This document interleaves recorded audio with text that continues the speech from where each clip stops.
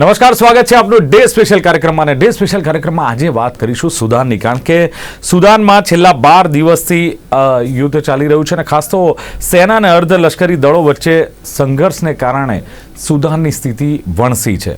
અત્યાર સુધી 400થી વધુ લોકોના મોત નીપજી ચૂક્યા છે અને હજારો ભારતીયો આ ગૃહયુદ્ધને કારણે ત્યાં ફસાયેલા હતા અને ભારતીય નાગરિકોને બહાર કાઢવા માટે પણ ભારત સરકારે ઓપરેશન કાવેરી ચલાવ્યું. અને ખાસ તો ભારતીયોમાં કેટલાક ગુજરાતી લોકો પણ હતા કે જેમને પણ આ ઓપરેશન કાવેરી થ્રુ અહીં ભારત પરત લાવવામાં આવ્યા છે. પરત ફરેલા ગુજરાતીઓનું કહેવું છે કે અમે અમારું બધું જ છોડીને ત્યાંથી આવ્યા છે. કેટલાક લોકો એવા પણ છે કે જે પોતાના કામ ધંધા અર્થે ત્યાં ગયા હોય અને આવી પરિસ્થિતિને લઈને જે પોતાનું કામ હતું અથવા કોઈ કંપનીનું કામ હતું એ છોડીને પણ વહેલા પરત આવી ગયા છે. એવા પણ કેટલાક ગુજરાતીઓ છે.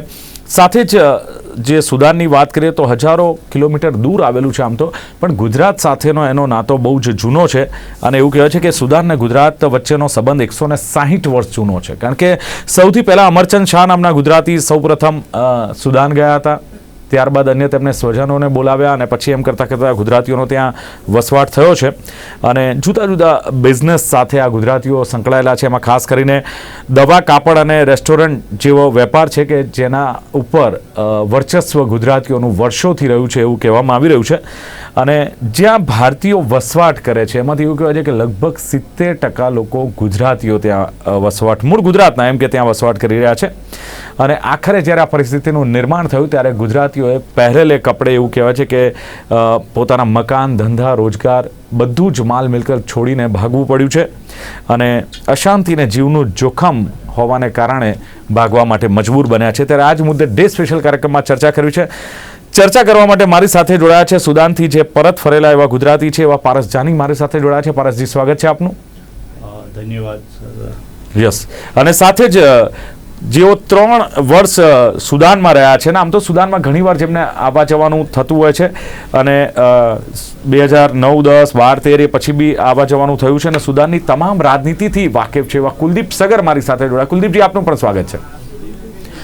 કુલદીપજી, શરૂઆત ત્યાંથી થાય કે સુદાનમાં જે પરિસ્થિતિનું નિર્માણ થયું ને સેના અને અર્ધલશ્કરી દળો વચ્ચે જે સંઘર્ષની સ્થિતિ જોવા મળી, શું લાગે છે કે આ સુદાનમાં ક્રાઇસિસ પાછળનું મુખ્ય કારણ આપને શું લાગી રહ્યું છે? દિલીપભાઈ, એમાં એવું છે, આ સુદાનનું જે હમણાં 2 લશ્કરના 2 દળો લડે છે,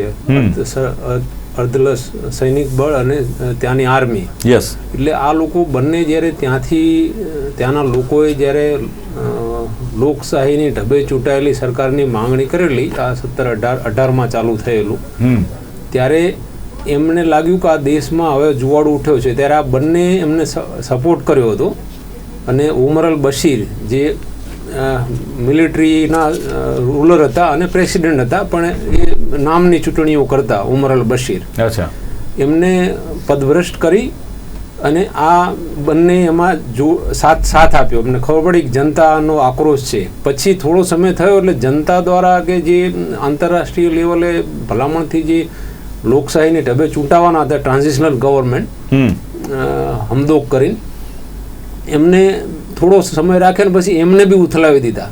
અને આ બંનેને મૂળ તો સત્તા મેળવવાની વાત છે. મિલિટરીના ચીફ જે છે અને આ RSFના વડા છે હમદન કરીને છે.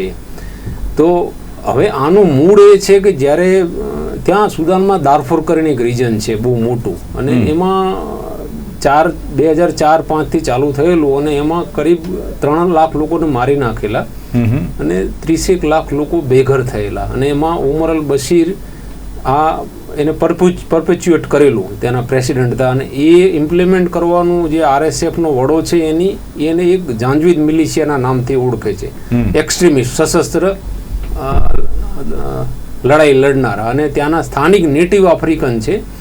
એમની માંગણીઓ હતી કે અમને તમે શિક્ષણ આપો, અમને રોડ આપો, અમને ઇન્ફ્રાસ્ટ્રક્ચર આપો. એ દબાવવા માટે અમને લાવેલા.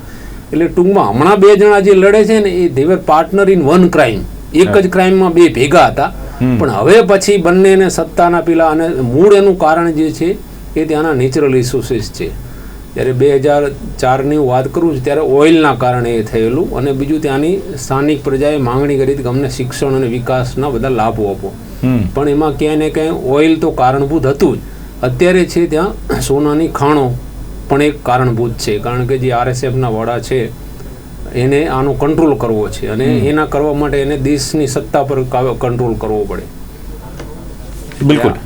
હવે સવાલ એ થાય કે અત્યાર સુધી સેના અને આરએસએફ મળીને દેશ ચલાવતા હતા. સેના આરએસએફની જે તૈનાતીની સિસ્ટમ છે એમાં ક્યાંક મોટો ફેરફાર કર્યો ને જેને લઈને આરએસએફ ગુસ્સે થયો, અસંતોષ થયો ને ધીમે ધીમે આ હિંસામાં પરિવર્તિત થયું. એટલે આરએસએફને મૂળ વાત એ છે કે આ લોકો એમ કહેતા હતા કે ધીમે ધીમે તમે પેલું એમાં મિલિટરીમાં એને ભેળવી દેવાની વાત હતી. અચ્છા. આરએસએફને એવું થાય તો પછી એમના હાથમાં આરએસએફનો જે વડો છે એને જનરલનું પેલું આપેલું છે રેન્ક, બરાબર, પણ એ કોઈ ટ્રેન્ડ કે ભણેલા જનરલ નથી મિલિટરીનો. આ તો એક મિલિશિયા હતો અને પછી સરકારે એને સાંઠગાંઠના ભાગરૂપે એને હોદ્દો આપી દીધો. એની પાસે મોટું લશ્કર બી છે એટલે આપણે દેશી ભાષામાં એને કીધું વોરલોડ કહી શકાય એમ. જે અફઘાનિસ્તાનમાં જે પ્રકારના આવે છે ને પોતાની આર્મી એમ. સરકારને એને ભેગી ભેળવી પણ એ કંઈ હજુ કંટ્રોલ તો એનો જ છે. એનું કેવું છે કે લાંબુ ચાલે એમાં મિલિટરીમાં આરએસએફને ભેળવો નહીં, સો દેટ એનો કંટ્રોલ એના ઉપર રહે એમ. મૂળ વાત આ રહી છે. અને પેલા જે મિલિટરીના વડા જે છે જનરલ એવું કહે છે કે આને જલ્દી એઝ મચ એઝ પોસિબલ આપણે એને ઇન્ટિગ્રેટ કરી દઈએ. બિલકુલ. સેનાનો રોલ જે સુદાનમાં વાત કરીએ તો એક જોતા એમ કહે છે કે લોકશાહીની આખી એક પ્રક્રિયા છે અને બીજી તરફ સેનાનો રોલ શું રહ્યો છે અત્યાર સુધી સેનાનો રોલ ને એમાં કોઈ બદલાવ ક્યાંક થઈ રહ્યો તો એને લઈને અસંતોષ છે કે શું માનવું છે? જો આપણા સુદાન અને આપણા કોલોનિયલ એક જ હતા. અંગ્રેજોનું શાસન જેમ અહીંયા હતું એમ ત્યાં પણ હતું એમ. બરાબર. એટલે મૂળ તે વખતની ઘણું બધું તમને એકાદ વાત કરી દઉં. જેમ કે દાખલા તરીકે સક્કરિયા છે, આજુ પણ ત્યાં મુંબઈ તરીકે ઓળખાય છે. ત્યાં સક્કરિયા, એને સક્કરિયા કોઈ નથી કહેતો. અરેબિક ભાષામાં પણ એને મુંબઈ જ કહે છે, કારણ કે મુંબઈ બંદરથી જતા હતા. એવું જ મેં જાણ્યું. એક મેંગ કેરી છે તો એને માંગા હિન્દ કહે છે. એટલે ત્યાં ઇન્ડિયાથી ગયેલું, એટલે ઘણું બધું અહીંથી ગયેલું છે. અને 56માં આ લોકો આઝાદ થાય આપણા પછી, ત્યાં અંગ્રેજોએ શાસન મૂકી દીધું. એના પછી તમે જાણીને નવાઈ લાગશે, ટોટલ આજ દિવસ સુધી 14 જેટલા બળવા મિલિટરી કૂ થયા છે. એમાં કેટલાક બ્લડ લેસ અને કેટલાક બ્લડ કૂ થયા છે, બરાબર. અને ત્યાં બહુ ટૂંકા સમય માટે, બહુ જૂજ સમય માટે લોકોની ચૂંટાયેલી સરકાર રહી છે, જેને ખરેખર લોકશાહી ઢબે ચૂંટાયેલી કહેવાય ઇન ટ્રુ સ્પિરિટ. એટલે ત્યાં આ શાસન રહ્યું છે. ત્યાં શું છે, બધા 90થી મોર દેન 90% લોકો ઇસ્લામ ધર્મનું પાલન કરે છે અને ત્યાં સ્ટ્રિક્ટ શરિયા લો લાગુ છે, બરાબર. એટલે આમાં કોઈ ધર્મની લડાઈ ત્યાં નથી, પણ ત્યાં શું એથનિસિટીની લડાઈ છે. જેમ કે નેટિવ આફ્રિકન છે, નુબા માઉન્ટેન છે કે ત્યાં દારફોર છે, એ લોકો એ નેટિવ આફ્રિકન છે, એ બી ઇસ્લામ ધર્મનું જ પાલન કરે છે. પણ એમને જે અત્યારે જેમ કે આ બંને જે છે આર્મીના વડા અને આરએસએફના વડા, એ લોકો અને એની પહેલા ઉમર અલ બશીર હતા, એ બધા મૂળ એ પોતાના આરબ તરીકે ઓળખે છે. એટલે તમે આમ આપણને ખ્યાલ ના આવે, પણ અમે ત્યાં રહ્યા હોય એટલે અમને ખબર પડે, જોવાથી ખબર પડે. નેટિવ આફ્રિકન એ લોકોના ચહેરા બી અલગ છે, એમનું કલ્ચર પણ અલગ છે. એટલે સપ્રેસ કરીને રાખે છે. આમની મેજોરિટી તો નેટિવ આફ્રિકનની વધારે છે ત્યાં. અચ્છા. આ લોકોની સંખ્યા પણ એના પર કબજો કરીને રાખે છે. આમાંથી શીખવા જેવું છે બધાએ કે જ્યારે પેલી અવાજને દબાવવા માટે આ લોકોએ પ્રાઇવેટ મિલિશિયાને અંદર દાખલ કર્યા અને એમને શસ્ત્રો આપ્યા, એનો એર સપોર્ટ આપ્યો છે એર સેલિંગ કરવા માટે, અને ગામોના ગામો બાળી નાખ્યા. આ તો મેં ત્યાં હું કામ કરતો એટલે મેં જોયેલું પણ છે નજરે. અને રેપ ને આપણે સાંભળીને આપણે રૂવાડા ઊભા થઈ જાય, એટલું દર્દનાક એ લોકોએ યાતનાઓ લોકોને આપેલી છે. હવે અને એ આરએસએફ છે એનો વડો જે હમદેતી કરીને એણે તો રશિયાની એક પ્રાઇવેટ મિલિટરી છે, ફોર્सेस છે, એનો પણ સપોર્ટ લીધેલો છે. અને એ પાવરફુલ તાકાત તરીકે ઉભરીને આવેલા માણસ છે, તો જ અત્યારે ખાર્ટૂમ ને એરપોર્ટ બધા પર કાબુ કરી શકે ના. બિલકુલ.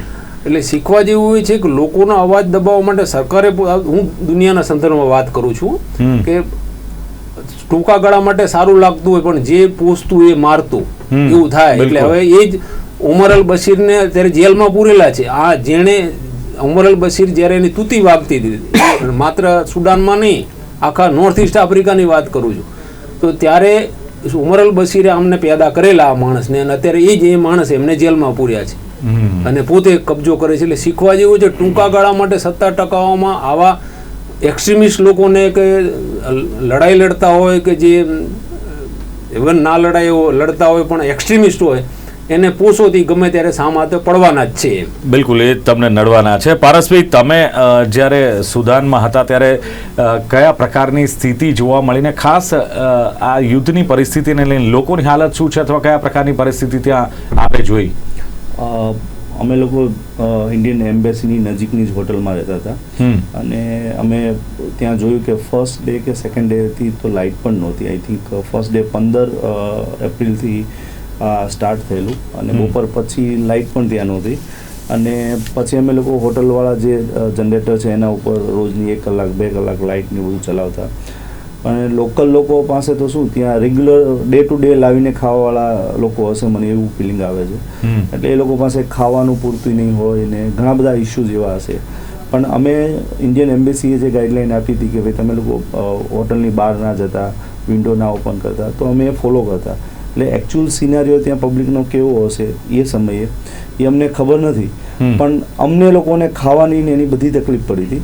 તો અમને પડી હતી તો આઈ થિંક સો અમે તો પૈસા આપીને ત્યાં રહેતા હતા, તો એ બધાને ત્યાં આગળ પડી હશે. અને અમે તો લાઈવ એરક્રાફ્ટ જતા હતા એ જોયા, એ લોન્ચર જે ઘરો ઉપર પડતા હતા કે બિલ્ડિંગો ઉપર પડતા હતા. પછી એરક્રાફ્ટ જે એરપોર્ટ છે ત્યાં આગળ લોન્ચિંગ કર્યું હતું એ લોકોએ. પછી રોડની બહાર તમે જુઓ તો ટેન્ક જતી હોય. પછી જે RSFવાળા કે આર્મીવાળા, RSFવાળા જ હતા એને આઈ થિંક સો, સાયકલ ઉપર જતા હોય ને એરક્રાફ્ટને ફાયરિંગ કરતા હોય અને ચંપલ પહેરેલા હોય. અને એ આપણે એની સામે આપણી આર્મી કે નેવીને કે કોઈને જોઈએ ને ડિફેન્સમાં તો આપણને એવું પર્સનલી એમ થાય કે આપણી છાતી ગજગજ ફૂલે કે આપણી એવી સરસ આર્મી આપણી પાસે દેશ પાસે છે. અને અમને લોકોને જે અહીંયા પાછા લાવવા માટે આપણા ડિફેન્સમાં આર્મી, નેવી અને એરફોર્સે જે સહાય કરી છે, અને માનનીય નરેન્દ્ર મોદીજી અને જયશંકરજી એમનો ખૂબ ખૂબ આભાર કે અમને અહીંયા આવી સરસ કન્ડિશનમાં અમને સારી રીતે પાછા લાવી શકે. કયા પ્રકારની સૂચનાઓ મળતી હતી અને બીજું કે લોકલ ત્યાંની પબ્લિક તમારી સાથે કયા પ્રકારનો બિહેવ કરતી હતી અથવા આ યુદ્ધને લઈને કેવી પરિસ્થિતિ છે એ તમારી સાથે ચર્ચા થતી હતી? હવે અમે કેવું હતું, અમે એક પ્રાઇવેટ કોર્પોરેટ કંપની થ્રુ ગયેલા, સ્ટરલાઇટ સ્કાયવેરા, અને અમે જેનું કામ કરવા ગયા હતા એ MTN જે સાઉથ આફ્રિકાનો મોટો બિઝનેસમેન છે, બરાબર. તો એનો સર્વિસ પ્રોવાઈડનું અમે કામ કરતા હતા. તો એ જે કામ હતું એના માટે એ લોકોએ અમને જ્યારે આવી પરિસ્થિતિ સર્જાણી, અમારી પાસે જમવાનું નહોતું કે પાણી નહોતું, તો એ લોકો અમને પાણી ને જમવાનું દઈ ગયા. પ્રોબ્લેમ કેવું થયું કે અમે હવે પ્યોર વેજીટેરિયન, તો ત્યાં વેજીટેરિયન મળવું બહુ મુશ્કેલ. એટલે અમારી પાસે એ લોકો ચોખા દઈ ગયા, થોડું ઘણું ફ્રૂટ દઈ ગયા અને પાણી દઈ ગયા. જ્યારે બીજી વખત પાણી દેવા આવ્યા અને પાછા રિટર્ન ઘરે જતા હતા ત્યારે એમના ઉપર ગન રાખીને એને મારવાની પણ પેલું થયેલું. એટલે એ અમને સમાચાર મળ્યા એટલે અમે કીધું ભાઈ હવે તમે બીજી વખત અમને કંઈ દેવા આવતા નહીં. અને આઈ થિંક અમે 6-7 દિવસ પછી તો બાથરૂમનું પાણી એ રીતે કરીને ગરમ કરી અને એ દેશી જુગાડથી આપણે બધું કરીને અમે ચલાવ્યું. એટલે ખરાબ બહુ પરિસ્થિતિ હતી. અચ્છા, એ વખતે કેવા વિચારો આવતા હતા? કારણ કે તમે જુઓ ચારે બાજુ યુદ્ધની પરિસ્થિતિ, તમે કહો છો કે અમે સાયકલ પર જે જવાનોને જોતા હતા કે જે ગનથી ગોળીબાર કરતા હતા અને આ રીતની પરિસ્થિતિ હતી, ત્યારે કઈ તમને પરિસ્થિતિ સામે દેખાય? કારણ કે ચારે બાજુ ભયંકર પરિસ્થિતિ હતી ને એમાંથી તમારે બચવાનું હતું. પહેલાં 3-4 કલાક પછી અમને એવું હતું કે અમને નરેન્દ્ર મોદીજી અને જયશંકરજી જે છે એ વિધિન 1-2 દિવસમાં અમને અહીંથી કાઢશે. પછી જેમ જેમ અમને પરિસ્થિતિની ખબર પડતી ગઈ, કેમ કે આ તો અંદરો અંદર બંનેની લડાઈ હતી, તો બે દેશની હોય તો કોઈ સ્ટોપ કરાવી શકે, પણ આ બંને સામસામા લડતા હોય તો એને કોઈ પડી શકે નહીં. કેમ કે અમારે બહાર નીકળવું હોય તો ન તો આર્મીવાળા સપોર્ટ કરી શકે, ના RSFવાળા સપોર્ટ કરે. જો આપણે આર્મીનો સપોર્ટ લઈએ તો RSFવાળા મારે અને RSFનો સપોર્ટ લઈએ તો આર્મીવાળા મારે. એટલે વિધાઉટ કોઈના સપોર્ટ વગર બહાર નીકળવાનું. એટલે આપણું જે ડેલિગેટ્સ હતું એને ઇન્ટરનલ જે કામ હતા એ કરી રહ્યા હતા. પણ અમે લોકોએ જોયું ત્યાં હોટલનો સ્ટાફ હતો, એ પણ એમની પાસે પણ જમવાનું નહીં, પાણી નહીં, તો એ બધા અમારી જોડે રહી. અમે 10 જણા હતા, કોમવિવા અને સ્ટરલાઇટ સ્કાયવેરાવાળા, બધા એક જગ્યાએ રહી રૂમમાં રહેતા હતા. દિવસ રાત લાઇટ બંધ, પછી કંઈક અવાજ આવતો હોય તો સેટી ઉપર કોઈ બેસવાનું નહીં, નીચે જમીન ઉપર સૂતા રહેવાનું.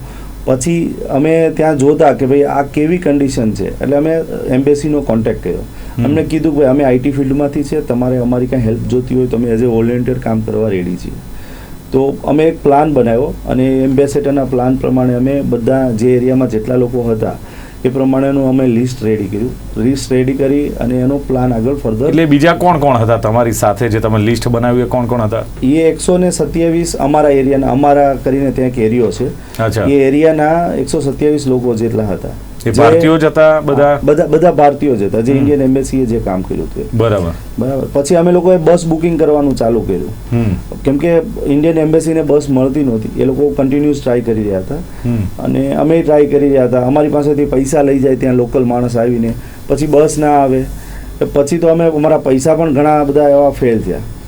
પછી એક ત્યાં અંકુરભાઈ અને એક તુષારભાઈ કરીને આપણા ગુજરાતી છે, તો એ બંને જણાએ એક લોકલ કોન્ટેક્ટથી એક બસ લાવ્યા અને અમે લગભગ 12 થી 14 લાખની એ બસ થઈ, $14,000.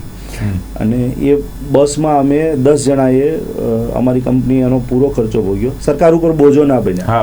અમારી કંપની કેપેબલ હતી તો એમણે એ ખર્ચો કરીને ત્યાંથી અમે અમારી સાથે ટોટલ 46 જણા અમે બસમાં લઈને ત્યાંથી નીકળ્યા. જેવા હોટલેથી નીકળ્યા 2-3 કિલોમીટર દૂર RSFની ચોકી હતી, તો અમે બધાને નીચે ઉતાર્યા. એટલે પહેલાં તો અમે ડરી ગયા કે આ તો ગયા. જેવા નીચે ઉતાર્યા ને એટલે એ આમ ગન લટકતી હોય, આપણને ખબર જ ના પડે કે આ લૂંટારો છે કે કોઈ જવાન છે.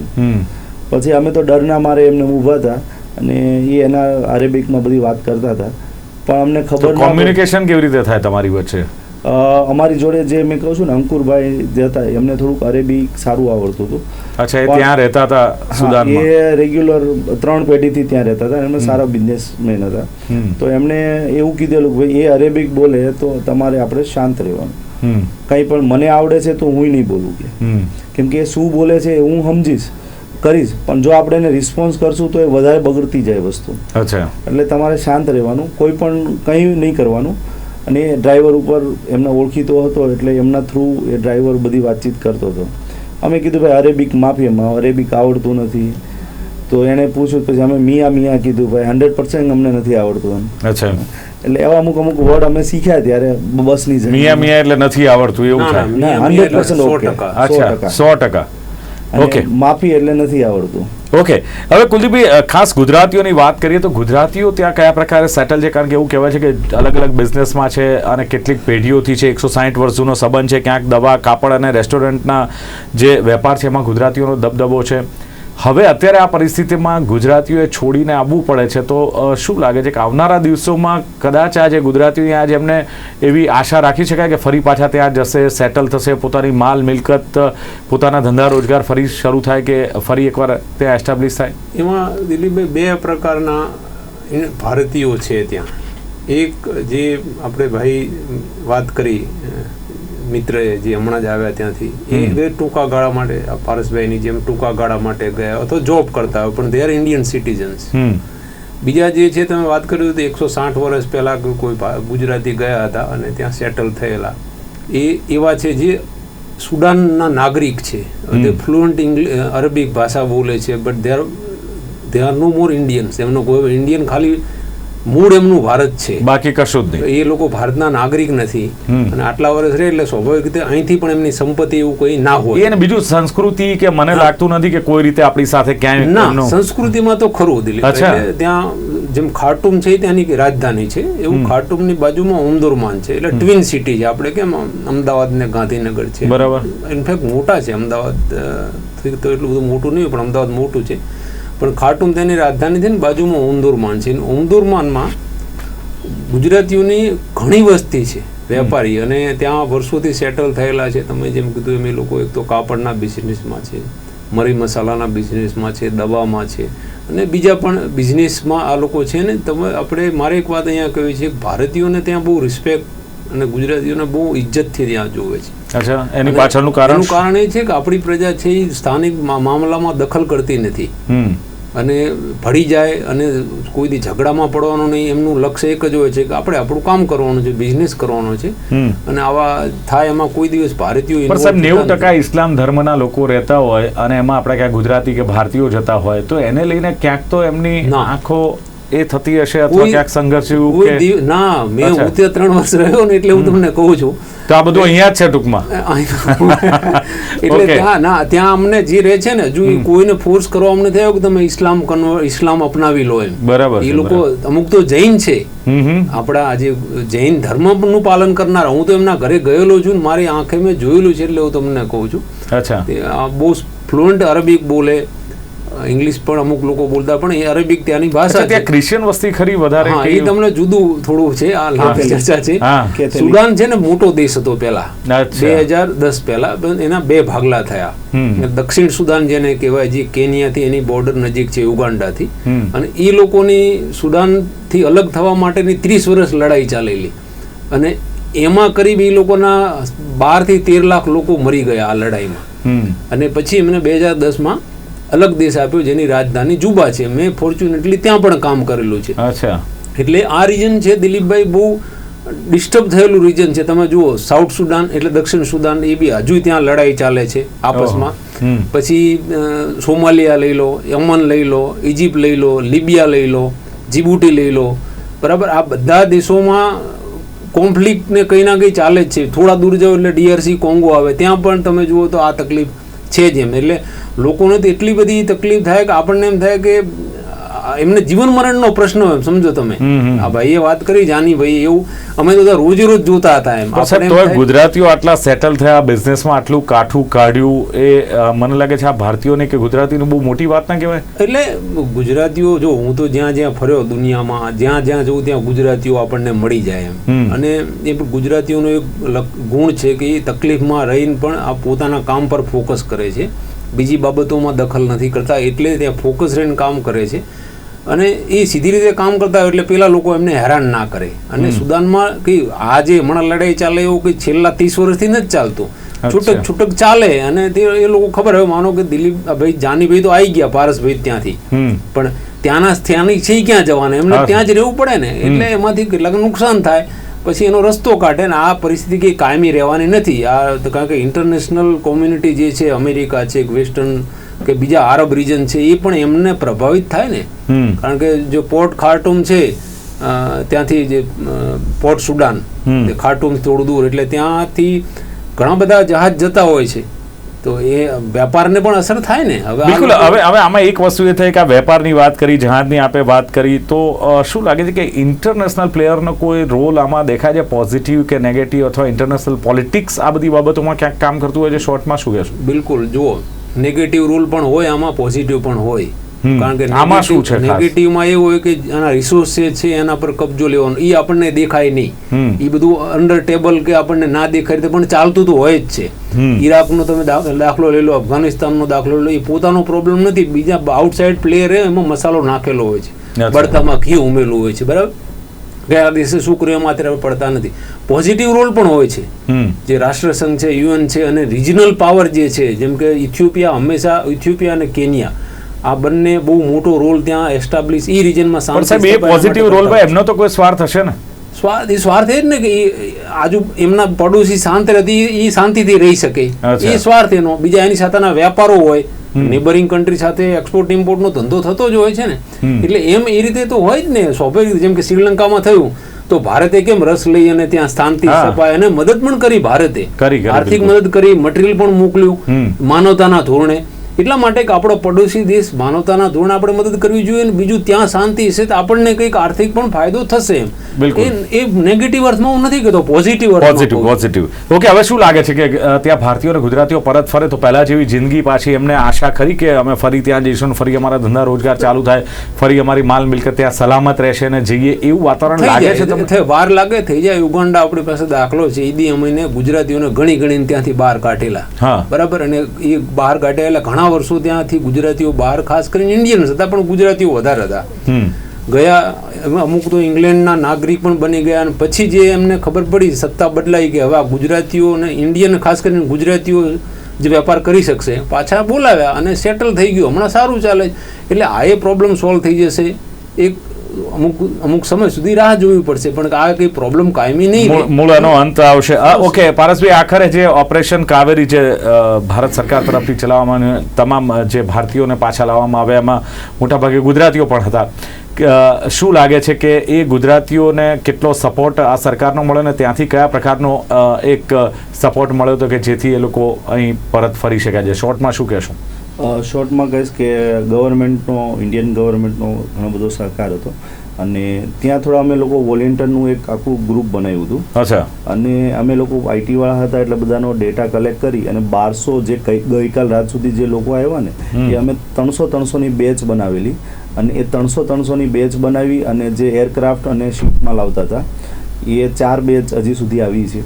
અને હવે પછીનો જે ડેટા આવે છે ત્યાં હવે પછીના જે વોલેન્ટિયર હશે એ લોકો બનાવતા છે. ચલો બિલકુલ. અમે લોકો એક સોફ્ટવેર પણ એવો બનાવવાના છીએ કે જે આવી કન્ડિશનમાં પબ્લિકને એટલે વિધાઉટ ઇન્ટરનેટ એમ્બેસી એનો યુઝ કરી અને ડેટા કલેક્ટ કરી શકે. એ પણ જરૂર છે કારણ કે ઇન્ટરનેટ ન હોય તો કોઈ કોમ્યુનિકેશન રહેતું નથી, તો એના માટે પણ એ જરૂરી છે.